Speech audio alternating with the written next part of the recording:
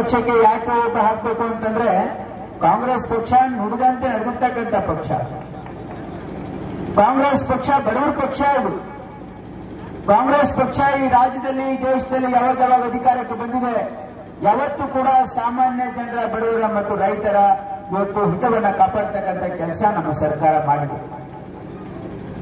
ಕಳೆದ ಚುನಾವಣೆಯಲ್ಲಿ ಕಾಂಗ್ರೆಸ್ ಪಕ್ಷ ಈ ರಾಜ್ಯದ ಜನರಿಗೆ ಮಾತನ್ನ ಕೊಟ್ಟಿತ್ತು.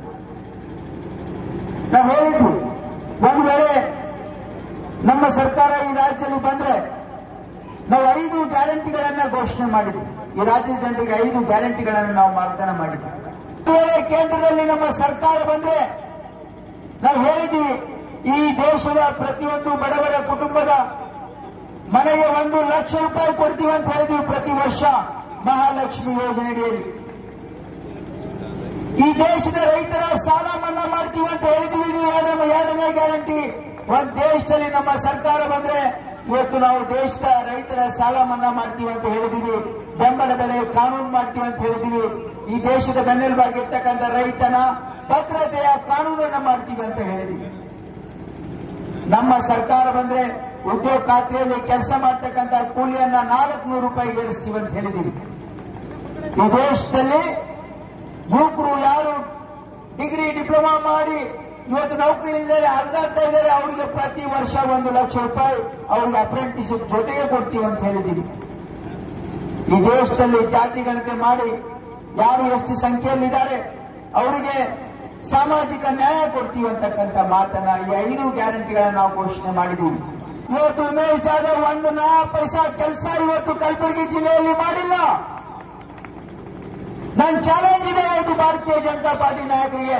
12 ವರ್ಷ ರಾಜ್ಯದಲ್ಲಿ ನಿಮ್ಮ ಸರ್ಕಾರ ಇತ್ತು, 10 ವರ್ಷ ನಿಮ್ಮ ಕೇಂದ್ರದಲ್ಲಿ ಸರ್ಕಾರ ಇತ್ತು, 5 ವರ್ಷ ಇಲ್ಲಿ MP ಇದ್ರು ಉಮೇಶ್ ಜಾಧವ್. 1 ಪೈಸಾ ಕೆಲಸ ಕಲಬುರಗಿ ಜಿಲ್ಲೆಯಲ್ಲಿ ಆದ್ರೆ ಇವತ್ತು ನೀವು ತೋರಿಸಿ, ನನಗೆ ಹೇಳ್ತೀನಿ ನಿಮಗೆ. ನಾವು ನಿಮಗೆ ತೋರಿಸಲಿಕ್ಕೆ ರೆಡಿ ಆಗಿದ್ದೀವಿ.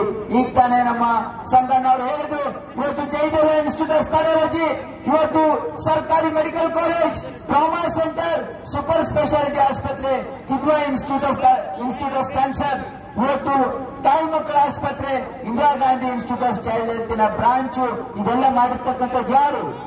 ಕಾಂಗ್ರೆಸ್ ಪಕ್ಷ. ಕಲಬುರಗಿ ಜಿಲ್ಲೆಯಲ್ಲಿ ಇವತ್ತು ಕಲ್ಯಾಣ ಕರ್ನಾಟಕಕ್ಕೆ ಆರ್ಟಿಕಲ್ 371 ಮಾಡಿದ್ದು ಮಲ್ಲಿಕಾರ್ಜುನ್ ಖರ್ಗೆ ಸಾಹೇಬರು, ಧರಮ್ ಸಿಂಗ್ ಸಾಹೇಬರು. ESI ಆಸ್ಪತ್ರೆ, ಸೆಂಟ್ರಲ್ ಯೂನಿವರ್ಸಿಟಿ, ಏರ್ಪೋರ್ಟ್, ಹೈಕೋರ್ಟ್ ಪೀಠ, 1 ಕಲಬುರಗಿ ಜಿಲ್ಲೆಯಲ್ಲಿ ಆಗಿರ್ತಕ್ಕಂಥ ಪ್ರತಿಯೊಂದು ಅಭಿವೃದ್ಧಿ ಇವತ್ತು ನಮ್ಮ ನಾಯಕರು ಮಾಡಿರ್ತಕ್ಕಂಥದ್ದು, ಕಾಂಗ್ರೆಸ್ ಪಕ್ಷ ಮಾಡಿರ್ತಕ್ಕಂಥದ್ದು. ಏನ್ ಸಾಧನೆ ಇದೆ ಭಾರತೀಯ ಜನತಾ ಪಾರ್ಟಿದು? ಏನ್ ಮಾಡಿದ್ದಾರೆ ಉಮೇಶ್ ಜಾಧವ್? ಹೇಳಿಕೆ ಮುಖ ಇಲ್ಲ, ಮತ್ತೆ ಹೇಳ್ತಾ ಇದ್ದಾರೆ ಮೋದಿ ಮುಖ ನೋಡಿ ಓಟ್ ಕೊಡಿ ಅಂತ. ಈ ಜಿಲ್ಲೆಯ ಜನ ಒಂದ್ಸಾರಿ ಮೋದಿ ಮುಖ ನೋಡಿ ಓಟ್ ಕೊಟ್ಟಿದ್ದಾರೆ. ಅದು 2 ಕೈಯಿಂದ ನಾವು ಮುಡ್ತಾ ಇದ್ದೀವಿ. 1 ಪೈಸಾ ಕೆಲಸ ನಮ್ಮ ಭಾಗದಲ್ಲಿ ಆಗಿಲ್ಲ. ನರೇಂದ್ರ ಮೋದಿ ಅವರು ಏನು ಮಾಡಿಲ್ಲ, ಉಮೇಶ್ ಜಾಧವ್ ಅವರು ಏನು ಮಾಡಿಲ್ಲ. ಇದು ಆಲೋಚನೆ ಮಾಡಬೇಕಾಗಿದೆ. ಕ್ಷೇತ್ರ ಇದೆ. ಈಗ ನಾನು ಕೂಡ ಧರ್ಮಸಿಂಗ್ ಸಾಹೇಬರು ಮತ್ತೆ ಸಾಹೇಬರು ಮಾರ್ಗದರ್ಶನ ಬೆಳೆದಿದ್ದೀವಿ. ನಾವೆಲ್ಲ ನಮ್ಮ ಗುಲ್ಬರ್ಗಕ್ಕೋಸ್ಕರ ರಾಮ ಇದು ಮಾಡಿದ್ದಾರೆ ಅಭಿವೃದ್ಧಿ ಕೆಲಸಗಳು, ಅದೊಬ್ಬರು ನಮ್ಮ ನಾಯಕರು. ಅದನ್ನು ಮುಂದುವರಿಸಬೇಕಾದ್ರೆ ನಾವು ಕಾಂಗ್ರೆಸ್ ಪಕ್ಷ ಅಭ್ಯರ್ಥಿ ಗೆಲ್ಲಿಸದೇ ಮುಂದುವರಿತೀವಿ. ಮತ್ತೆ ಮುಂದೆ ಕೂಡ ಅಜಯ್ ಸಿಂಗ್ ಅವರಿದ್ದಾರೆ, ಶಂಕರಪ್ರಕಾಶ್ ಎಲ್ಲರೂ ಒಂದು ಪಡ್ಕೊಂಡು ಹೋಗ್ತಾರೆ. ನಾವೆಲ್ಲ ನಾವು ಮಾಡಬೇಕಾದ್ರೆ ನಮ್ಮನ್ನ ನಾವು ವೋಟ್ ಮಾಡಿ ಪಾರ್ಲಿಮೆಂಟ್ ಕಳಿಸ್ಕೊಡ್ಬೇಕು. ನಮ್ದೇನಪ್ಪ ಅಂದ್ರೆ ತಾವು ನಮ್ಗೆ ಮತ ಹಾಕಿ ಆಶೀರ್ವಾದ ಮಾಡಿ ಪಾರ್ಲಿಮೆಂಟ್ ತಮ್ಮ ಸೇವೆ ಮಾಡಕ್ಕೆ ಒಂದು ಅವಕಾಶ ಮಾಡಿಕೊಡ್ಬೇಕು ನಮ್ಗೆ ಹೇಳಿ ಕೇಳ್ಕೊಳ್ತೀವಿ. ನಾವು ಪ್ರತಿಯೊಂದು ಧರ್ಮಕ್ಕೆ ಗೌರವ ಕೊಡ್ತೀವಿ, ಆದ್ರೆ ಧರ್ಮ ನಡುವೆ ಅವ್ರು ರಾಜಕೀಯ ಮಾಡ್ತಾರ. ಅವರು ಇವತ್ತು ಆಜಾನ್ ಇರ್ತಕ್ಕಂಥ ಎಷ್ಟೊಂದು ವರ್ಷ ಪುರಾತನ ಕಾಲದಲ್ಲಿ ಇರ್ತಕ್ಕಂಥ ಆಜಾನ್, ಹಿಲಾಲ್ ಕಟ್, ಹಿಜಾಬ್, ಮುಸ್ಲಿಂ ಅವರಿಗೆ ಅವಕಾಶ ಮಾಡಿಕೊಡ್ತಕ್ಕಂಥ ಧರ್ಮದ ನಡುವೆ ಜಗಳ ಹಚ್ಚಿ ಚುನಾವಣೆ ಗೆಲ್ಲಬೇಕು. ಇದು ಹೊಸದೇನಲ್ಲ. 2003ರಲ್ಲಿ ಗೋದ್ರಾಗಿತ್ತು. ಇದೇ ನಮ್ಮ ದೇಶದ ಪ್ರಧಾನಮಂತ್ರಿ ನರೇಂದ್ರ ಮೋದಿ ಸೋಲ್ತಾರ ಅಂತ ಹೇಳಿದ್ರೆ ಗೋದ್ರಾ ಕಾರ್ನೇಜ್ ಮಾಡಿ ಬೆಂಕಿ ಹಚ್ಚಿಬಿಟ್ಟಿದ್ರು ಚುನಾವಣೆಗೋಸ್ಕರ. ಇವತ್ತು ಮೊನ್ನೆ ಬಿಜೆಪಿ ಗೊತ್ತಾಗ್ಬಿಡ್ತು ನಾವು ಚುನಾವಣೆ ಗೆಲ್ಲಲ್ಲ ಅಂತ 2023ರಲ್ಲಿ. ಅದಕ್ಕೆ ಇದೆಲ್ಲ ಮಾಡಿದ್ರು.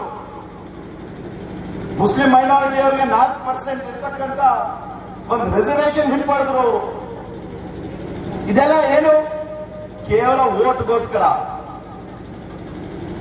ಇಡೀ ದೇಶದಲ್ಲಿ ಯಾವ್ದಾದ್ರೆ ಒಂದು ಜಾತ್ಯತೀತ ಪಕ್ಷ ಇದೆ ಅಂದ್ರೆ ಅದು ಕಾಂಗ್ರೆಸ್ ಪಕ್ಷ.